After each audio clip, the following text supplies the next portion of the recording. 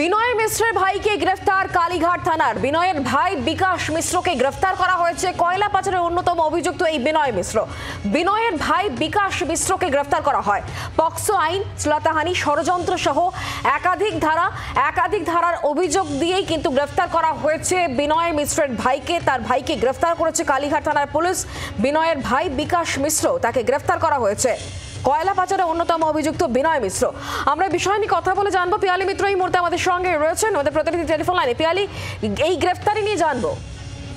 আসলে দেখো, বিনয় মিশ্র তুমি জানো যে এখনো পর্যন্ত পলাতক এবং তার ভাইকে কয়লা পাচার মামলাতে সিবিআই গ্রেফতার করেছিল, ইডিও তাকে গ্রেফতার করেছিল, এই মুহূর্তে জামিনে ছিল। তার বিরুদ্ধে নির্দিষ্ট একটা মামলা অভিযোগ দায়ের হচ্ছে কালীঘাট থানাতে এবং সেই অভিযোগের ভিত্তিতে বিকাশ মিশ্র তার কালীঘাট এলাকাতে যে বাড়ি, সেই বাড়ি থেকে তাকে গ্রেফতার করা হয়েছে।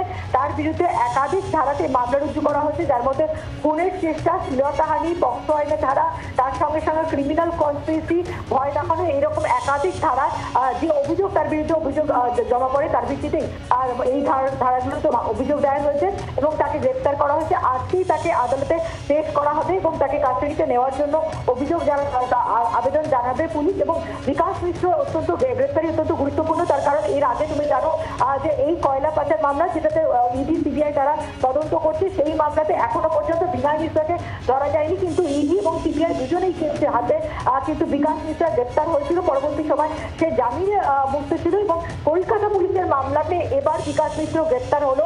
তার বিরুদ্ধে খুনের চেষ্টা, অপরাধমূলক ষড়যন্ত্র সহ একাধিক অভিযোগ আনা হয়েছে। আজকেই তাকে আলিপুর আদালতে পেশ করা হবে। বাংলার আওয়াজ, বাঙালির আবেগ, জি 24 ঘন্টা।